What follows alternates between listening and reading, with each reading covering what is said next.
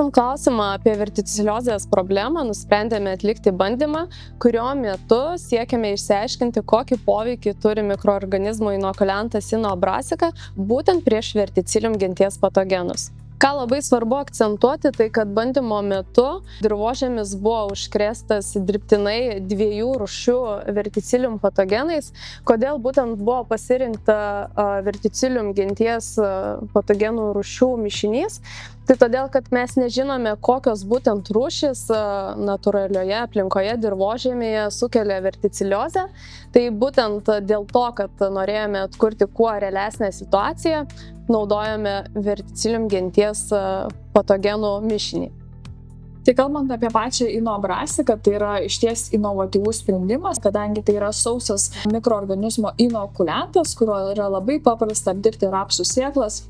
Produktas yra sudarytas net iš 5 skirtingų bakterijų, kiekviena jų pasižymi savo išskirtinumu. Vienos fiksuoja azotą, kitos atpalaiduoja fosforą ir kalį. Taip pat kai kurios bakterijos pagerina kai kurių mikroelementų prieinamumą, pavyzdžiui, kalio, silicio, geležies. Dar vienas momentas, tai yra ir tokios bakterijos, kurios skatina fitohormonų gamybą, kaip auksinų ir citokinino, tai ypatingai turi didelę įtaką šaknų sistemai, formuojama intensyvi, masyvi šaknų sistema, taip yra pagerinamas mikroelementų paėmimas ir iš dirvos. O dar kitos bakterijos sukuria naudingą mikrobiotą rizosferoje, slopinančią patogenus. Na ir būtent ypatingą dėmesį skiriame bakterijų rūšiai Bacillus amyloliquefaccians. Kuo išsiskiria būtent ši bakterijų rūšis? Tai ji veikia kaip natūralus antibiotikas, jos gamina lipopeptidus, kurie ardo grybų ląstelių sieneles. Noriu pabrėžti būtent šių bakterijų veikimo būdą. Tai bakterijos veikia 2 būdais – tiesioginiu ir netiesioginiu.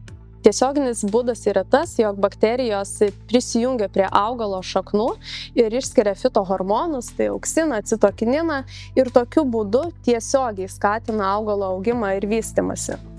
Antras būdas netiesioginis, tai bakterijos išskiria tam tikras rūgštis, antrinius metabolitus, fermentus ir sukuria lyg skydą aplink augalo šaknyną ir taip natūraliai saugo augalą nuo ligas sukeliančių patogenų.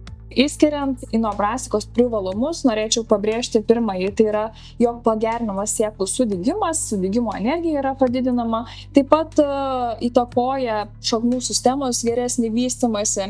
Pagrindinis momentas, tai būtent tas, į kurį šiandien mes fokusavomės, tai į verticiliozės slopinimą ir kitų šaknų ligų mažinimą. Tai Vaida, pasidalink gautais rezultatais.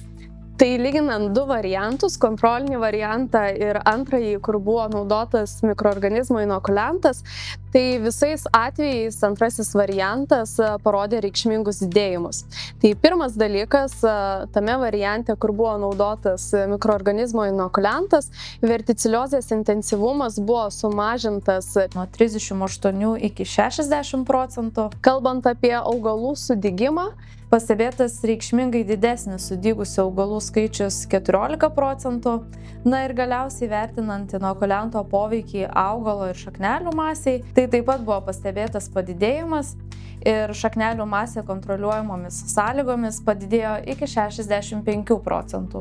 Tai apibendrinant gautus rezultatus galime daryti išvadą, jog biologiniai produktai šiai dienai gali iš tikrųjų būti tas raktas į kelią, kaip sumažinti verticiliozės plitimą Lietuvoje, kur kasmet ši problema reikšmingai didėja.